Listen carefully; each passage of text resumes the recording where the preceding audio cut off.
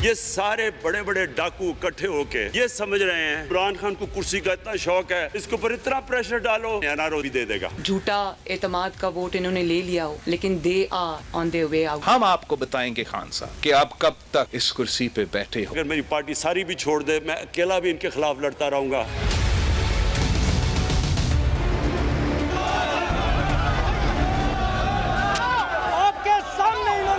निकाली है। ये मदीने की रियासत है। इमरान खान और उसके टोले में हिम्मत है, इसी पहाड़ी पर हम खड़े हैं, तशरीफ ले आओ।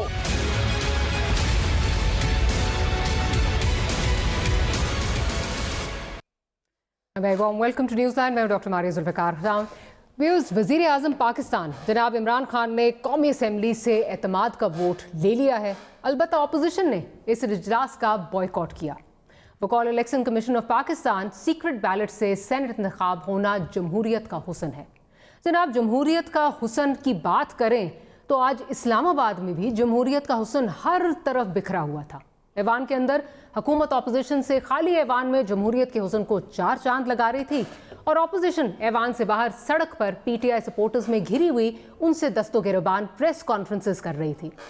शायद ये भी जमहूरियत का हुसन ही था कि हुकूमती जमात के जो हामी थे उन्होंने साबिक वज़ीर आज़म और सेनेटर पर हाथ चलाए, और ये भी जमहूरियत का निराला ही रूप था कि पुलिस खड़ी तमाशा देखती रही और कानून बनाने वालों को अवाम के साथ हाथ पांव चलाने पड़े। तो आज जमहूरी हुसन के सभी रंग हमें देखने को मिले। डिस्कस करेंगे कि आज हो क्या रहा है इस्लामाबाद में, आगे क्या होने जा रहा है। हमारे सेगमेंट में शाहिद खाकान अब्बासी साहब फॉर्मर प्राइम मिनिस्टर हमारे साथ मौजूद हैं और आज आपने सारा दिन इनको टीवी स्क्रीन्स पे भी देखा होगा। भाई साहब आज हमने आपके साथ T20 खेलना है, वैसे भी आप काफ़ी आज जो है वो फॉर्म में हैं। तो भाई साहब आज जो हमने देखा ओवरऑल बड़ी एक मायूस कुन जो है वो सिचुएशन हमें नज़र आई। आई एम नॉट सेइंग कि not blaming you, but I am just saying कि एक बड़ी ओवरऑल मायूस जो है वो सिचुएशन हमें नज़र आई। और एक तरह से जो डस्का में तकरीबन 2 हफ्ते पहले हुआ, लगता था कि उसी की शायद कोई एक्सटेंशन है, रिपीट हो रही है कुछ इस तरह, क्योंकि पोलराइजेशन इतनी ज़्यादा आ गई है हमारी सियासत में। क्या आपको नहीं लगता हमारी सियासत बजाय इसके कि प्रोग्रेसिव हो, वो रिग्रेसिव होती जा रही है? अब ये कौमी असम्बली है जी, एक हाउस है जी, उसके लीडर ऑफ द हाउस है, उसकी बातें आपने सुनी है। फिर अगर लीडर ये बातें करेगा तो उसके सपोर्टर भी यही बातें करेंगे। खराबी तो वहाँ पे है। हम आज प्रेस कॉन्फ्रेंस कर रहे थे, वहाँ पर 100-200 आदमी इकट्ठा हो गए, हर किस्म की नारेबाजी, हमने कोई परवाह नहीं की। हमने अपनी प्रेस कॉन्फ्रेंस की, हमने 15-20 मिनट प्रेस कॉन्फ्रेंस की, सारी बातें की। जब वहाँ से निकले तो वहाँ पे तरह तरह के लोगों ने धक्के और ये और वो शुरू कर दिया। पुलिस एक साइड पे खड़ी हुई थी, हम सिर्फ 6 लोग थे। मरियम और ज़ेब साहिबा थी, डॉक्टर मुसद्दिक साहब थे, डॉक्टर मिफ्ता साहब थे, खुरम दस्तगीर साहब थे, और वहाँ पे एक तमाशा लगा हुआ था। बहरहाल और गाली गलोच हमने बर्दाश्त कर लिया, लेकिन जब धक्कम पेल और जब मुसद्दिक साहब को थप्पड़ मारा गया ना पीछे से, सामने से हिम्मत नहीं थी किसी की, तो फिर हमें हमारी तरबियत को ठीक नहीं है, लेकिन मेरी तरबियत ठीक नहीं है। मुझे ये सिखाया गया है कि एक गाली देगा तो 10 दो, एक मारेगा तो 10 मारो। फिर हमने किया जो करना था, फिर वहाँ खड़ा कोई नहीं हुआ। ये भी अल्लाह का करम है कि बहुत बड़ी तादाद में लोग थे, पुलिस साइडों में खड़ी हुई थी, लेकिन किसी में हिम्मत नहीं पड़ी। ये हक की हमेशा फतह होती है। ये इमरान खान का मसला है। आज मुझे इमरान खान ये बता दे कि इसने एतमाद का वोट क्यों लिया है और किस तरह लिया है, कानून की कौन से शिक के तहत लिया है, बता दे। हम तो ये सवाल कर रहे हैं ना, तुम वज़ीर आज़म हो, तुम सेनेट का इलेक्शन हार गए, तुमने कौन सा एतमाद का वोट किसने कहा तुमको लेने के लिए, क्यों कहा? इसका जवाब नहीं है। यानी इजलास भी गैर कानूनी, स्पीकर का रवैया भी गैर कानूनी, एतमाद का वोट भी गैर कानूनी, गैर आईनी। आपने मुल्क का तमाशा बना लिया। अच्छा सर ये बताइए कि चलें वो तो उनका आप पे जो उनका उन्होंने वोट ऑफ कॉन्फिडेंस लिया उसका आपका अपना नहीं, मामूली बात नहीं है। नहीं सर, मैं आपका पॉइंट ऑफ व्यू अपनी जगह, लेकिन जो अब ये बात, क्योंकि आपकी तरफ से पीपल्स पार्टी जो आपकी इत्तेहादी जमात है वो बहुत देर से परस्यू कर रही थी कि वोट ऑफ नो कॉन्फिडेंस हम इमरान खान साहब के अगेंस्ट मूव करेंगे। अब जो आज ये हुआ इसमें आप नहीं गए, तासुर ये मिल रहा है कि आप इस गवर्नमेंट को हटाना नहीं चाहते, आप नहीं चाहते ख़त्म हो, आप उनको you want to keep them on their toes, आप उनको स्लोली जो है वो उनको उनकी क्रेडिबिलिटी जो है वो आप एक्सपोज करना चाहते हैं, आप चाहते हैं कि 5 साल पूरे करें और एक्सपोज हों, क्योंकि वही जो 16-17 लोग, चाहे उनकी ज़मीर की आवाज़ जागी या पैसे की आवाज़ उनको आ गई, वो तो अब इलेक्शन कमीशन में केस जाएगा तो पता चल जाएगा कि क्या हुआ। अगर वाकई वो 16-17 लोग इतने तंग थे और आप भी उनके साथ थे, तो वो आज वहाँ से साइड पे होते। मरियम साहिबा ने तो बकौल उन्होंने टिकट भी उनको प्रॉमिस किया हुआ है और इमरान खान साहब गिर जाते। तो ये नहीं हो सकता था। ये बात दुरुस्त बिल्कुल हो सकता था। फिर आप नहीं चाहते, अभी आपकी टाइमिंग का कोई है या स्ट्रैटेजी? हमारे चाहने में नहीं है, कुछ धुंध आ गई। सुबह को 10-11 बजे से धुंध शुरू हुई, उससे पहले हल्की हल्की धुंध थी, तो कुछ नजर आ रहा था, कुछ नजर आ रहा था। तो कल से काफी धुंध, जीरो विजिबिलिटी थी जी। अच्छा, बल्कि मनफी में समझे। तो सर वो फिर हफीज शेख साहब को उस धुंध में जो कहीं से बचा के शायद कहीं ले जाते, वो क्या हुआ, वो भी कुछ ये मुझे पता नहीं है, लेकिन उस वक्त भी धुंध आई, लेकिन इतनी सख्त धुंध नहीं थी। अच्छा, but so let me clarify, आपका जो स्ट्रैटेजी थी वो यही आप चाह रहे थे कि आगे जब ये नो कॉन्फिडेंस जो मूव कर रहे हैं, हुकूमत खुद वोट ऑफ कॉन्फिडेंस जो लेने जा रही है, इसमें आपके लोग हटने के पीछे तैयार थे? जो आपने जो 16-17 लोग थे, 15-16, वोट ऑफ कॉन्फिडेंस है ही गलत, ये गैर कानूनी है, गैर आईनी है। इस मुल्क का सदर भी इस मुल्क के साथ खेल रहा है, ये वज़ीर-ए-आज़म भी खेल रहा है और स्पीकर भी खेल रहा है। 91(7) ये कहता है कि जिस वक्त मुल्क का सदर ये महसूस करे कि वज़ीर-ए-आज़म के पास अक्सरियत नहीं रही, व्हेन ही इज सेटिस्फाइड, जब वो मुतमईन हो, तो वो उसे कहता है वोट ऑफ कॉन्फिडेंस लो। वो कहता है, वज़ीर-ए-आज़म खुद नहीं ले सकता। तो हमें वो मुरासला दिखाए ना जो सदर साहब ने भेजा है, जिसकी बुनियाद पर ये वोट ऑफ कॉन्फिडेंस हुआ। आप जा रहे हैं वोट ऑफ कॉन्फिडेंस की तरफ, आप जा रहे हैं नो कॉन्फिडेंस की तरफ आप जा रहे हैं? देखिए, नो कॉन्फिडेंस किसी वक्त भी कर सकते हैं, लेकिन मैं फिर ये कह रहा हूँ कि धुंध होते हुए वोट ऑफ नो कॉन्फिडेंस कामयाब नहीं होगा। तो इसका मतलब कि फिर हम ना ही समझें? नहीं, जब वक्त आएगा तो हो जाएगा, जब पाकिस्तान के अवाम चाहेंगे तो हो जाएगा। हाँ। लेकिन ये धुंधले माहौल में मामला नहीं होता। ठीक है सर, अब एक और जो बहुत ज़्यादा तनकीद हो रही है वो ये है कि कल तक गिलानी साहब को हटाने में या उनका जो है उनको डिसक्वालीफाई कराने में आपकी जमात का एक बड़ा कलीदी किरदार था और आप खुश भी थे, मिठाइयाँ भी बटी, मुझे याद है उस वक्त। तो अब गिलानी साहब को आप ही सपोर्ट कर रहे थे, ये PMLN की सियासत जो है वो लोग क्वेश्चन कर रहे हैं कि कहाँ खड़ी है? कल गिलानी साहब गलत थे, आज गिलानी साहब ठीक हो गए हैं, या आज वो ईमानदार हो गए हैं? अगर इस पे ज़रा कुछ बोलें। नहीं, ईमानदारी की बात नहीं है, हम उस वक्त अपोजिशन में थे, हमारा काम था कि हुकूमत को एक्सपोज करना। गिलानी साहब ने हमारी नज़र में गलती की, सुप्रीम कोर्ट की डायरेक्शन थी, उन्होंने नहीं उस पर किए, उन्होंने निकाल दिया।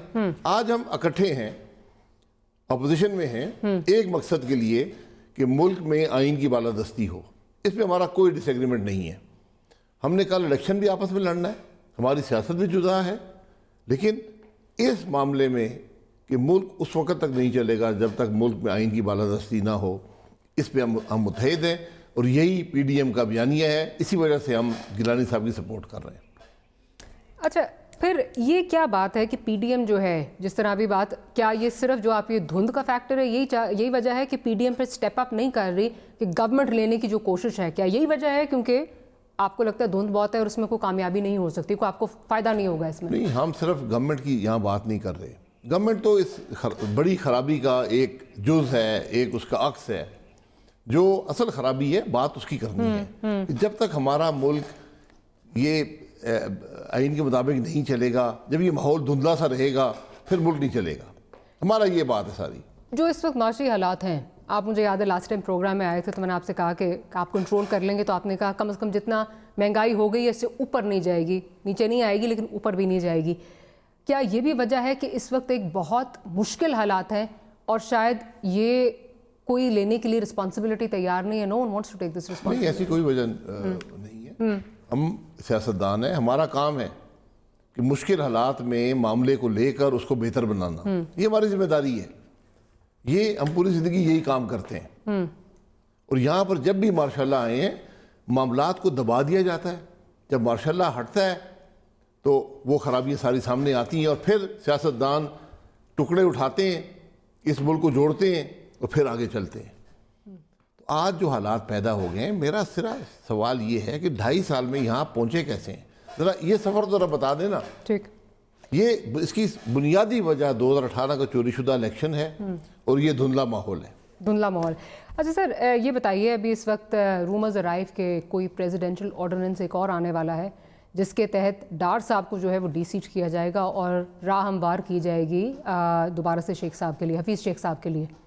क्या आप इससे, अगर मुल्क का मसला ही यही है कि हफीज़ शेख साहब को हमने, जिनको रिजेक्ट कर दिया है पाकिस्तान की आवाम ने, उनको हमने बनाना है वज़ीर ख़जाना या सेनेटर बनाना है, अगर यही मसला है तो मैं डार साहब से कहता हूँ इस्तीफ़ा दे देंगे, अगर यही पाकिस्तान के मसाइल का हल है। ये कानून इस तरह नहीं बनाए जाते। ऑर्डिनेंस आ जाएगा, क्या होगा ऑर्डिनेंस से? हाँ भाई, कब कर ले, कानून से खेलना नहीं चाहिए। इस हुकूमत ने पहले ये सीक्रेट बैलेट का तरमीमी बिल ले आई जो कि बिल्कुल उसका हर लफ्ज़ गलत था। फिर एक ऑर्डिनेंस लेकर आ गए जिसका दुनिया की तारीख में कोई मिसाल नहीं है कि अगर सुप्रीम कोर्ट का फैसला ये आया तो ये कानून लागू हो जाएगा। ऐसे फैसले, ऐसे कानून इंडिया में भी तो होता है। इंडिया में ओपन बैलेट है, उनके पास भी यही सिस्टम था जो हमारा था। दुनिया में कहीं ओपन बैलेट नहीं है, माजरत से कहीं भी जो बैलेटिंग है वो ओपन नहीं होती। ओपन होता है एतमाद का वोट, यानी स्पीकर जैसे हमारा है। तो सर एग्जैक्टली इंडिया में यही इश्यूज हमारे वाले आ रहे थे कि लोग बिक रहे थे तो उन्होंने ओपन बैलेट किया। इवन ऑस्ट्रेलिया में इसी तरह है, ओपन बैलेट का नहीं, ओपन बैलेट नहीं, मैं माजरत से मैं यही कह रहा हूँ। फिर आप उसको इलेक्शन नहीं कह सकते, आप उसको और नाम दे दें, हम उसके लिए तैयार हैं। आप ये कह दें कि जिस तरह लेडी सीट्स इलेक्ट होती है इन पे कर दें, लेकिन आज जो सबसे बड़ी ज़रूरत है वो इत्तेमाद के वोट की। जैसे स्पीकर जो है वो ओपन वोट से बनता है, प्राइम मिनिस्टर ओपन वोट से बनता है, डिप्टी स्पीकर ओपन वोट से बनता है, लेकिन सेनेट में ये नहीं है। तो जो कानून ये लेकर आए थे उसमें सेनेट के चेयरमैनशिप की सीक्रेसी बरकरार रखी गई थी। ये सब मुझे बात समझा दे। अच्छा सर, तो आप ये एक्सपेक्ट कर रहे हैं कि डार साहब के लिए, डार साहब के अगेंस्ट ये चीज़ मूव की जा सकती है? Are you expecting this? या ये देखें, ये हुकूमत कुछ भी कर सकती है। इनको कानून, आईन, इखलाकी कदरों, ट्रेडिशंस ऑफ पार्लियामेंट, किसी चीज़ की परवाह नहीं है। अच्छा, अब ये भी कहा जा रहा है, क्योंकि खैर कल उसको रीबट कर दिया अली ज़फ़र साहब ने, कानूनदान भी हैं, सेनेटर भी हैं, उन्होंने कहा नहीं जी ये कोई कतकन नहीं है कि 6 महीने तक वोट ऑफ कॉन्फिडेंस जो है मूव ना किया जाए, नो कॉन्फिडेंस ये नहीं है। लेकिन अब ये एक्सपेक्ट किया जा रहा था कि आपका अगला हदफ जो है, इसके बाद आपका अगला हदफ जो है, क्योंकि आपके इत्तेहादी पीपल्स पार्टी तो शुरू दिन से कह रहे हैं कि जो वोट ऑफ कॉन्फिडेंस है, वोट ऑफ नो कॉन्फिडेंस है, वो हमें पंजाब में मूव करना चाहिए। क्या पंजाब की तरफ एनर्जीज आपकी फोकस होने जा रही हैं इसके बाद, या आप वहाँ पर कोई लॉबिंग कर रहे हैं? देखिए, ऐसा कोई डिस्कशन आज तक PDM के प्लेटफॉर्म पर नहीं हुआ। अगर डिस्कशन हुआ और ये फैसला हो गया तो फिर वही हदफ है। ये फैसले PDM करती है। परवेज़ इलाही साहब आपको एक्सेप्टेबल होंगे एज चीफ मिनिस्टर पंजाब अगर इनको रिमूव किया जाता है बुज़दार साहब को? 10 वोट वाला चीफ मिनिस्टर नहीं बन सकता, माजरत से। नहीं एक्सेप्टेबल। ये जमहूरियत की नफ़ी है। जरदारी साहब को एक्सेप्टेबल है 10 वोट वाले देखिए, उनको होंगे, मुझे नहीं पता, मेरा नहीं ख्याल। शायद वो आपको कन्विंस कर लें। क्योंकि नहीं, कन्विंस करने की बात नहीं है। ये मुमकिन नहीं है कि जिस आदमी के 10 वोट हों वो उस मुल्क का। लेकिन आपने पेशकश तो की थी ना उनको, पेशकश तो आपने एक टाइम पे की थी शुरू में कि अगर बुज़दार साहब के खिलाफ नो कॉन्फिडेंस लें तो हम आपको सपोर्ट करते हैं। कोई ऐसी पेशकश कम से कम मेरी नज़र में नहीं है। अच्छा, ये क्योंकि उनकी तरफ से जब मैंने उनसे बात की थी, उनका इंटरव्यू किया, तो उन्होंने कहा इस तरह के बहुत ज़्यादा पैगामात आ रहे थे कि आपने अगर आप हमारे साथ अगर बुज़दार साहब को हम नो कॉन्फिडेंस से हटा दें तो कतन मेरे कम से कम मेरी नॉलेज में ऐसी बात नहीं है। मुझे तो कम से कम 10 सीट का, 350 की असम्बली में 10 सीट का शख्स कैसे चलाएगा सूबे को? अक्सरियत होना या कोलिशन के अंदर अक्सरियत होना बहुत ज़रूरी है। इसमें लार्जेस्ट कोलिशन पार्टनर का ही आदमी चीफ मिनिस्टर बनता है। तो PMLN को एक्सेप्टेबल नहीं है। और आपकी कोई PMLN की मैं नहीं कह सकता, मैं ज़ाती आपको राय दे रहा हूँ। PMLN की हैसियत से आपने पूछना तो मैं पता करके बता दूंगा, लेकिन मेरा नहीं ख्याल कि PMLN इस गेम में पड़ेगी। क्योंकि अभी बड़ा जिस तरह चीज़ें चल रही थी, बड़ी एमिकेबली आपने उनके साथ चीज़ें सेटल की पंजाब में, जिस पे मरियम साहिबा कुछ ज़्यादा खुश नहीं थी, नाखुश नज़र आई। तो इसलिए ये भी बात हो रही है, और साथ साथ ये भी है कि जी ये जरदारी साहब का जो है ये स्ट्रैटेजी है, this is part of A strategy, ताकि पंजाब में कंट्रोल लिया जाए। नहीं, ये स्ट्रैटेजी PDM की होगी। ना मेरी हो सकती है, ना PMLN की हो सकती है, ना अभी जरदारी तक तो साहब की। जरदारी साहब मास्टरमाइंड लग रहे हैं। हर चीज़ जो चीज़ जिस तरह उन्होंने कहा था, चाहे उन्होंने पहले कहा हो इलेक्शंस में जाना है, बाई इलेक्शंस में, सेनेट में जाना है, सारी चीज़ें जैसे उनकी थी उसी तरह जो है वो चीज़ें जा रही हैं। फिर गिलानी साहब का जो सारा मूव हुआ तो लग रहा है कि ये सब मुशावरत से होता है। हर एक की राय होती है, मेरी राय शायद मुख्तलिफ हो, लेकिन जब मुशावरत हो जाए सब उस पर चल प्रपोजल उनकी तरफ से और उसके बाद प्रपोजल गिलानी साहब का मैं उसके बारे में नहीं कह सकता, लेकिन जो आप कह रही हैं बात वो नहीं है। अच्छा जी, क्योंकि हमें सबको वो याद आ रहा है जो 27 दिसंबर वाला था, कुछ हमारी सुन लो, हमसे कुछ सीखो, मैंने जो है वो डिक्टेटर को घर भेजा हुआ है वगैरह वगैरह, तो चीज़ें उसी तरह लगता है। ये देखिए, ये उनका अपना एक तरीका है, सियासत का अपनी एक राय है, मैं हम उसका तो गिलानी साहब वाला फिर क्या स्टोरी उसका है? एहतराम तो गिलानी करते हैं। साहब वाले क्या स्टोरी है? वो तो चलिए ये तो बता अंदर देना, नहीं, देखिए वो बताने की बात नहीं है, समझने की लेकिन बात है। उसमें वहाँ पे भी धुंध, कुछ- वहाँ पे भी धुंध फैक्टर है। कुछ आंसर हमारा भी होगा। धुंध का फैक्टर तो नहीं नहीं, है दूध का फैक्टर नहीं है, लेकिन कुछ उसमें हमारी भी शामिल है, रजा, कुछ आपकी भी रजा उसमें जो है। शायद हमारी तजवीज़ शामिल हो। अच्छा, शायद आपने जो है वो प्रपोज किया हो और मैं ये कह रहा हूँ, चलिए बता ही देना नहीं, सर नहीं, आज। नहीं, मैं कहने की बातें नहीं है, लेकिन हम ये समझते थे कि गिलानी साहब यहाँ से मजबूत तरीन उम्मीदवार होंगे, ये हमारी जमात की राय थी, तो उसी पर फैसला हुआ और उसी से ये सक्सेस मिली है।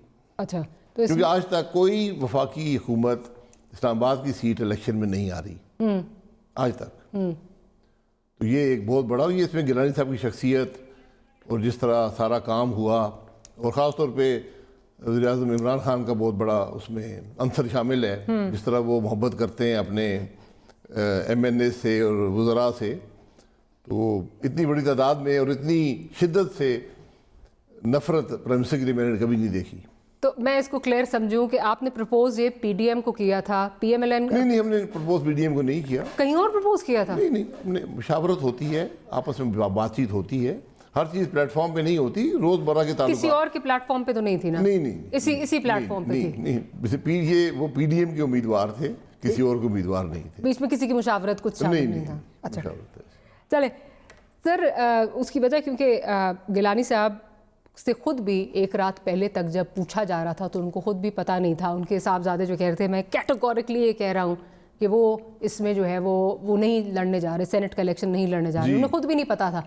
इसलिए फिर जब ये होता है तो लगता है कि इशारे कहीं और से आ रहे हैं, कुछ और हो रहा नहीं, है। ऐसी बात नहीं है, ऐसी बात नहीं। तो कुछ नहीं बता रहे हैं। मैंने यही कहा ना, नहीं बताने की बात नहीं, कुछ बातें जो होती हैं वो आदमी बता नहीं सकता, वो ज़ाती एक एतमाद में बात होती है। हाँ। तो उसमें मैं कह रहा हूँ कि कुछ सबकी राय जब शामिल हो तो फिर गिलानी साहब भी मजबूर हो गए, उनकी शुरू में बिल्कुल ख्वाहिश नहीं थी इलेक्शन लड़ने की। ठीक है, फाइनल क्वेश्चन, मुझे बस ब्रेक लेनी है, उसके बाद आज जो विजुअल्स आ रहे थे और जो आज PTI के MNAs हैं, फ़हीम साहब और जमील साहब, उन्होंने कहा जी स्टिंग ऑपरेशन हमने किया है और 11 तारीख को गालिबन ECP ने बुला भी लिया है। वीडियो स्कैंडल जो गिलानी साहब के साहबजादे का है, तो आपको लगता है कि अगर ये स्टिंग ऑपरेशन था तो गिलानी साहब डीसीट हो सकते हैं? क्या स्टिंग थी? जी हमें किस तरह वोट फोल्ड करने हैं, तो क्या वो करना गिलानी है? साहब से पूछना था, उन्होंने मुझसे पूछ रहे थे, मैं भी बता देता। नहीं, उसके बाद पैकेज की भी बात हुई ना नासिर हुसैन शाह साहब से कि पैकेज क्या देना है। साहब से पूछ ले, उनको बुला लें। नहीं सर, वही कह अगर रही हूँ ना, किसी ने इसी को कोई बुला गलत रही है। काम किया हाँ, है हाँ। तो बिल्कुल गलत है, उसकी ECB को एक्शन लेना चाहिए, शहादत मुहैया करें। 2 MNAs का कहते, मैं कहता हूँ कि मुझे भी ऑफर कर रहे थे, इससे तो बात बनती नहीं है। अगर ये हो जाता है, प्रूव हो जाता है, वुड यू बी डिससैटिस्फाइड या आपको कोई इस पे रिग्रेट होगा कि आपने गलत कैंडिडेट को जो है नहीं, support कोई किया? रिग्रेट नहीं है, कोई रिग्रेट नहीं है, ऐसी कोई बात है भी नहीं, ऐसी कोई कोई बात नहीं है, ठीक है। कोई पैसे की बात इस इलेक्शन में नहीं हुई। तो फिर नासिर साहब क्या बात कर रहे थे? जो आपने वो सुना है, नासिर जितना साहब से आपने पूछे, सुना है, देखें यहाँ जितना हर सुना है किस्म की उसकी वीडियो assessment। हैं, वीडियोस का काट के एडिट करके आप हर चीज़ दुनिया को दिखा सकते हैं। तो अगर नासिर साहब ने कर रहे थे, किसके लिए कर रहे थे, ये सारी बात है। चलो, नासिर साहब कर रहे थे तो मेरा तो ख्याल है जरदारी साहब के लिए कर रहे होंगे, लेकिन अगर नहीं, देखिए मैं आपको बता रहा हूँ कि इस इलेक्शन में कोई पैसा नहीं चला, ज़रूरत ही नहीं थी। इतनी बड़ी तादाद में PTI के MNAs जो मोहब्बत का इजहार करते हैं वज़ीर आज़म साहब से, वो सुनने के काबिल है, वो सुनने के काबिल है। चलें, शाहिद खाका नवाज साहब, बहुत बहुत शुक्रिया, आपने प्रोग्राम के लिए जो है वक्त निकाला। एक छोटी सी ब्रेक लेनी है, ब्रेक के बाद जब हम हाजिर होंगे तो अली जैदी साहब हमारे साथ मौजूद होंगे एंड उनसे भी पूछेंगे कि PTI के अंदर क्या चल रहा है। Will see you right after this break.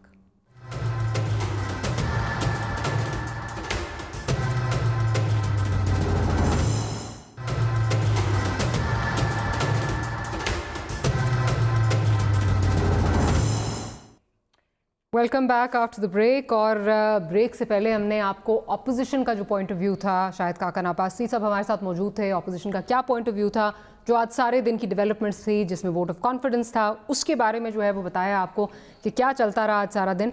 और अभी कुछ ही देर में हमें minister for maritime affairs Ali Zaidi साहब जो है वो ज्वाइन कर गए हैं, बल्कि कर लिया उन्होंने ज्वाइन हमें। तो अली जैदी साहब बहुत बहुत शुक्रिया, आपने वक्त निकाला। अली जैदी साहब, जो आज का दिन सारा गुजरा वो हमने देखा, वोट ऑफ कॉन्फिडेंस जो है वो सक्सीड कर गया, सक्सेसफुल रहा आज आपका। अब क्या आप बताएंगे जो लोग वो जिन्होंने वोट बेचे थे वो कौन है? अब तो वोट भी मिल गया, अब कम से कम उनको जो है वो डिस्क्वालीफाई नहीं होना चाहिए, उनके खिलाफ कोई एक्शन नहीं होना चाहिए? ये काम तो इलेक्शन कमीशन का है, लेकिन इसीलिए हम इससे पहले मारिया हमने शोर किया था कि इसको ट्रांसपेरेंट बनाने के लिए, प्रोसेस को ट्रांसपेरेंट बनाने के लिए ये इलेक्शन कमीशन का काम था। हम तो बिल लेके गए थे, बिल के बाद हम सुप्रीम कोर्ट में भी गए, सुप्रीम कोर्ट ने फैसले में कहा टेक्नोलॉजी का इस्तेमाल करा के इंश्योर करेंगे ट्रांसपेरेंट हो। अभी एक बैलेट पेपर है, मुझे क्या पता किसका वोट है उस पर, कोई ना साइन तो नहीं लिखा हुआ उस पर। अभी हाउ डू वी नो? और वो जो लोग जिनकी वीडियो आपकी बात करेंगे वो चल रही थी, मैं तो खुलेआम का कहा कि मैंने उनको आइडेंटिफाई किया है, उनके मुताबिक और बहुत सारी लोगों के मुताबिक वो इन्वेस्टिगेशन हो रही है, वो कहते हैं वो स्टिंग ऑपरेशन है, वो प्राइम मिनिस्टर पे फैसला करेंगे। लेकिन बात तो ये है कि हम तो पहले दिन से यही कह रहे हैं और ये खुद भी चार्टर ऑफ डेमोक्रेसी में यही कहते थे।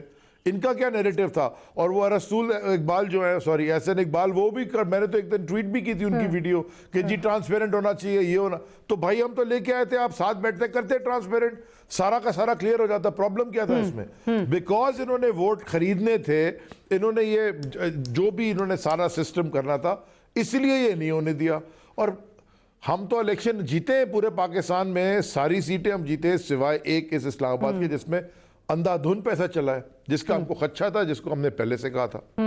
अच्छा, लेकिन अली जैद साहब ये बताइए, फहमीदा मिर्जा ने तकरीर की और उन्होंने आर्टिकल भी कोट किया कॉन्स्टिट्यूशन का, वो तो इलेक्शन कमीशन का जो काम था वो तो माजरत के साथ वो फेल हो गए उस काम में। अच्छा अली जैद साहब, अब बड़ी इंटरेस्टिंग आपने खुद ही बात कर दी फ़हीम साहब की और जमील साहब की, ज़रा सुनवा भी देती हूँ कि आज वो क्या कहते हुए जो है वो नज़र आए, वो भी सुनवा दीजिए। फिर मैं अली साहब से पूछूंगी भी, क्योंकि कुछ दिन पहले अली साहब ने कुछ बात की थी ऐसे लोगों के बारे में जो कराची से जिनका ताल्लुक है, जिन्होंने वोट भी जो है वो बेचा है। तो ज़रा सुन लेते हैं आज वो दोनों क्या कहते नज़र आ रहे थे।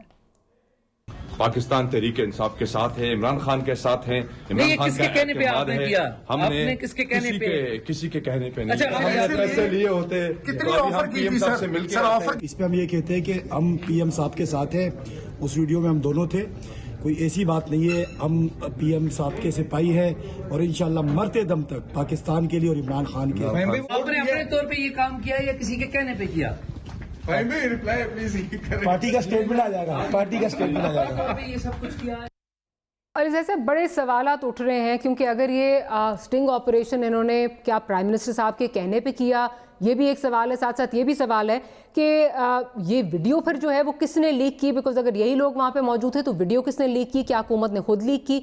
इस पर अगर कुछ तबसरा करना चाहिए, बताना चाहिए कि अब तक अगर कुछ इन्वेस्टिगेट हुआ है या कुछ पता चला है।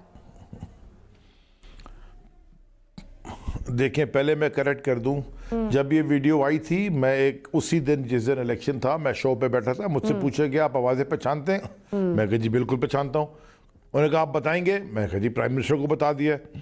उसके बाद उन्होंने एक वीडियो चलाई जो असेंबली में लोग खड़े थे साथ, उन्होंने कहा आप पहचानते हैं? अरशद शरीफ का शो था। मैं कहा जी बिल्कुल पहचानता हूँ। कौन लोग हैं? मैं कहा जी ये साथ खड़े प्राइम मिनिस्टर के। ये मैंने कब कहा कि ये मुझे नहीं पता कि स्टिंग था कि नहीं था, और जो प्राइम मिनिस्टर से इनकी बात हुई है प्राइम मिनिस्टर फैसला करेंगे। अगर स्टिंग नहीं था तो एक्सपोज हो जाएंगे, अगर स्टिंग था तो पता चल जाएगा। मतलब I am not going to, ये मैं कमेंट इस पे अब क्यों करूं जब और मैं, ये तो पता है ना कि वोट बिका है, ये तो सारों को पता है ना कि वोट बिका है, क्योंकि 174 फौजिया बीबी को पड़ गया, सेनेटर फौजिया को पड़ गया, और तो उसी दिन उसी इलेक्टोरल कॉलेज 169 पे कैसे रुक गया? तो 10-8 जो भी वोट हमारे कम पड़े वो कैसे कम पड़े? सो देयरफॉर ये तो सारों को पता है कि वोट बिका है। किसका बिका है? अगर ये प्रोसेस ट्रांसपेरेंट इलेक्शन कमीशन कर देता, जो कि हम चाह रहे थे करे, जो कि हमारी जो खान साहब की जद्दोजहद फ्रॉम डे 1 रही है ट्रांसपेरेंसी और क्रेडिबिलिटी की, तो ये चीजें हो ही नहीं कभी। ये तो फिर मेरी और आपकी पर एक I guess we will be playing guessing game के जी आप कहते हैं जी अली जैदी था, अब कौन है कहने वाला लीडर था कि नहीं था, वो किसी को कहते हैं। वो तो ये इतनी अहमकाना बातें हो रही थी कि कुछ लोग टीवी के ऊपर कह रहे थे कि जी इमरान खान ने वोट गलत कास्ट किए। कोई हद की बात, कोई इंटेलेक्ट ये बात नहीं कर रहा कि वो कल या परसों रात को एक एक्स प्राइम मिनिस्टर टीवी के ऊपर बैठ के कह रहा है कि हमने तो 35 लोग खरीदे हुए थे, टीवी में बैठ के कह रहा है। उसके ऊपर बात कोई नहीं कर रहा जिनका आपने नाम लिया, जो शायद मेरे से पहले थे। उससे पहले वो राजा जफरुल्लाह के एक और एक्स प्राइम मिनिस्टर खड़े होकर कह रहा है कि आपको पता ही नहीं कि हमने आपके लोग मैनेज किए हुए। फ्लोर ऑफ द हाउस कह रहा है, ये बात नहीं कर रहा कि जो गिलानी साहब खुद प्रेस कॉन्फ्रेंस करके कह रहे हैं कि हाँ जी मेरी आवाज है, मैं बैठा था। हाँ, ये कोई बात ही नहीं कर रहा। अच्छा, बात ये आ गया कि जी हम क्या करेंगे, इलेक्शन कमीशन क्या करेगा, कानून इलेक्शन कमीशन क्या ने सॉर्ट ऑफ डिप्लॉय करना है ना, उनके पास उनका काम है ये। अच्छा, अब आप बिल्कुल ठीक कह रहे हैं कि इलेक्शन कमीशन इस पे क्या करेगा। 11 को हेयरिंग भी है, देख लेते हैं कि वहां क्या होगा। लेकिन पीएम साहब ने ये कहा कि एजेंसीज के पास ये सारा एविडेंस है भी। जरा सुनवा भी देती हूँ पीएम साहब ने क्या कहा, जरा प्लीज वो सुनवाइए, फिर आगे चलते हैं।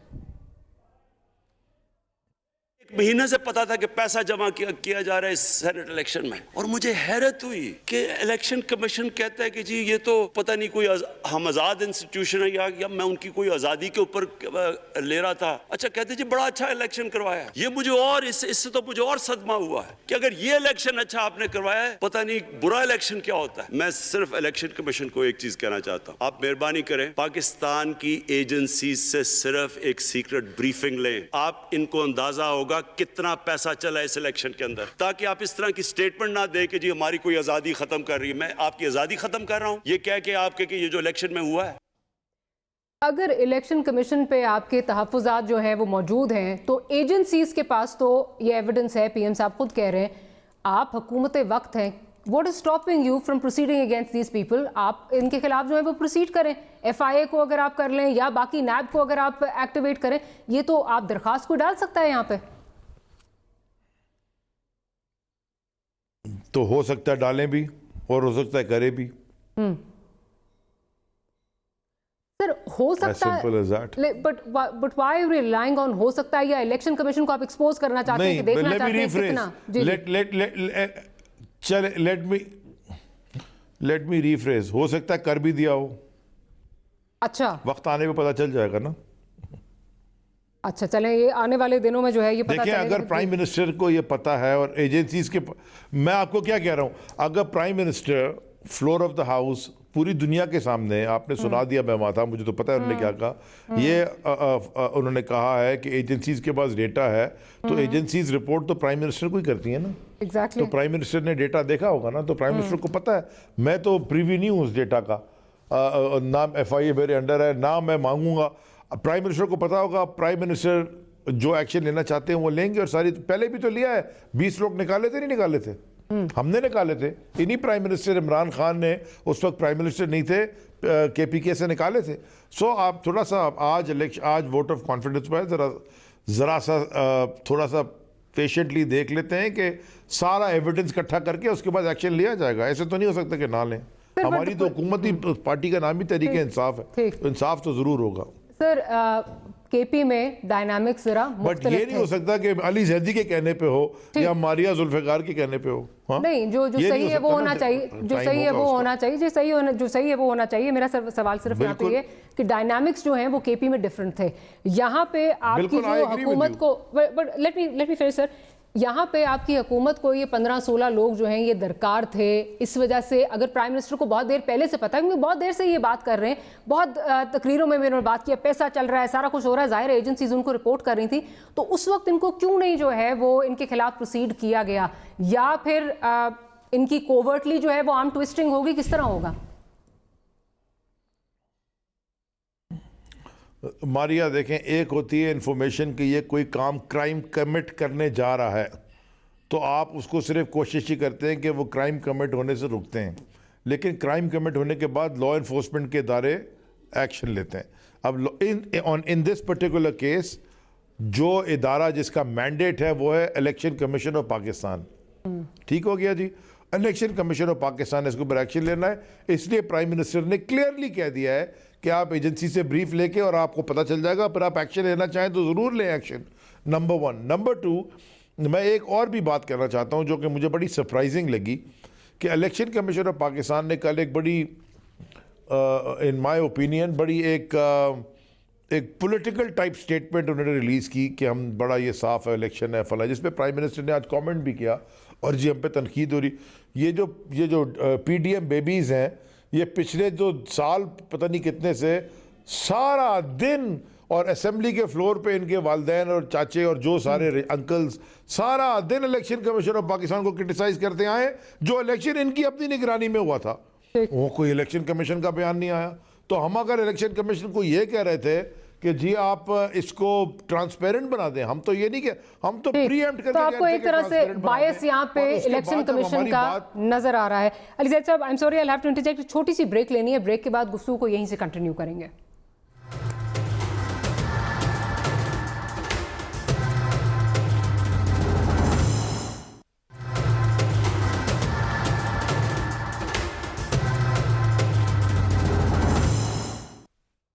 Welcome back after the break. Alizaid साहब, ये बताइए कि प्राइम मिनिस्टर साहब जिस तरह कह रहे हैं, एजेंसीज की बात कर रहे हैं, सारे एविडेंस उनके पास मौजूद थे, आप भी कह रहे हैं एजेंसीज उनको रिपोर्ट करती हैं, तो क्या आज ये अजीब बात नहीं है कि प्राइम मिनिस्टर साहब को उन्हीं लोगों से जिनके बारे में पता है कि ये सारी इन्फॉर्मेशन है कि ये पैसे खा रहे हैं, वोट बेचे हैं, उन्हीं से वोट ऑफ कॉन्फिडेंस भी लेना पड़ा है?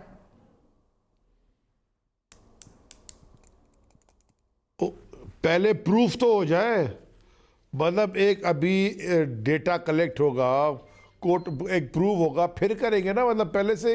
और ये परसों तक तो ठीक था, हमें तो नहीं पता, हम तो अभी सुन रहे हैं और हमें डेटा आ रहा है, अभी ये डेटा वेरीफाई होगा, प्रूव होगा, इसीलिए तो ईसीपी को कह रहे हैं, ये तो उनका काम है, उनका एक पूरा विजिलेंस यूनिट है। नहीं, हम असल में ये समझ लेते हैं कि काम है, आई अंडरस्टैंड, लेकिन क्योंकि आपकी जान एक मेरी बात सुने,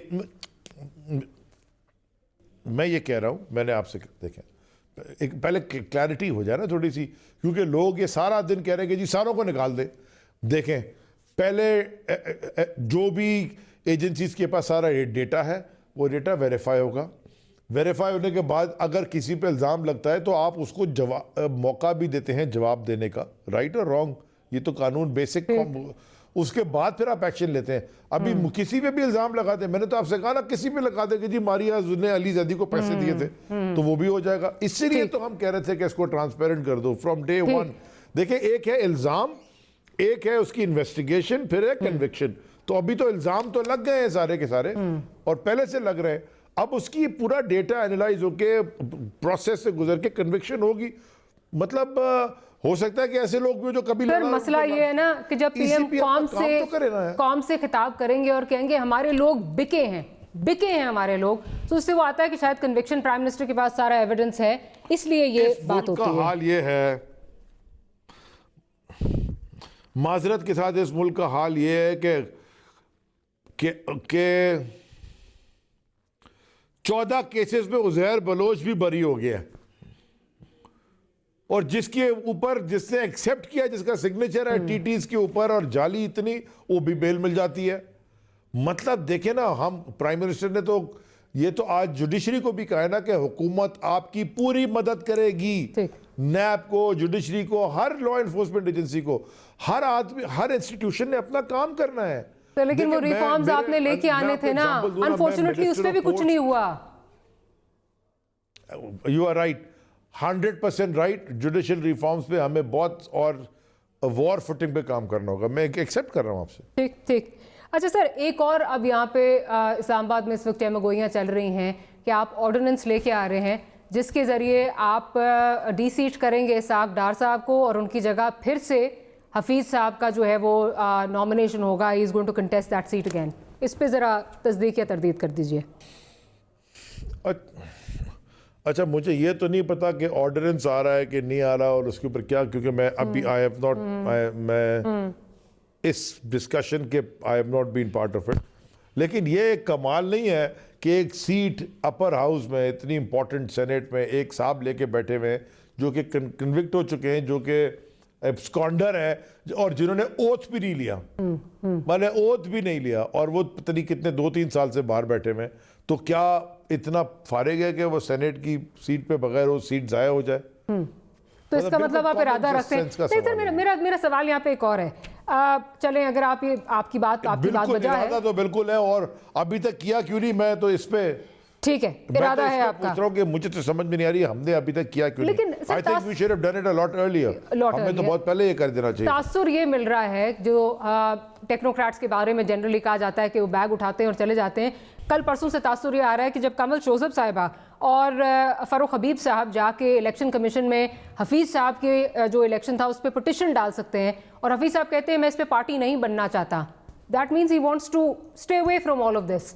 ये क्या वजह है? मतलब अगर उनको वाकई इतना ख्याल है सीट उनके लिए इतनी अहम है तो फिर वो क्यों नहीं कर रहे? क्या वो कोई तलाश कर रहे हैं रास्ता कि निकल जाएं, या क्या क्या हो क्या रहा है? फारूक हबीब और कंवल शोज़ेब पाकिस्तान तहरीक इंसाफ के पार्लियामेंटेरियंस हैं और मेंबर ऑफ नेशनल असेंबली हैं, दोनों के दोनों। तो अगर उन्होंने जाके पिटिशन की है, बहुत अच्छी बात और है। हफीज शेख और हफीज उनकी साहब समझते हैं कि हफीज शेख की उस पर पार्ट पढ़ने की जरूरत नहीं है। नहीं, हफीज साहब को मेरी बात जवाब तो खत्म हो सर, ये गया। आपके और लोग ही वो कह रहे हैं ना वो उन्होंने- बनना नहीं चाहते। इनकार कर दिया हफीज साहब ने। क्या कह रहे हैं मेरे लोग? इनकार क्या कर दोबारा दिया, पूछिएगा, गिर गया था ये कान से। इनकार कर दिया। क्या आप कह रहे हैं मेरे? हफीज साहब ने इसका हिस्सा बनने से इनकार कर दिया। अच्छा, मुझे इसके बारे में पता नहीं है, मैं उनसे पूछ के बता सकता हूँ आपको।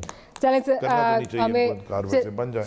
चलें अच्छी अली बात ज़ैद साहब, बहुत बहुत शुक्रिया आपका कि आपने हमारे लिए वक्त निकाला। प्रोग्राम हमें क्लोज करना है। आपसे मुलाकात होगी कल। गुड नाइट, अल्लाह हाफ़िज़।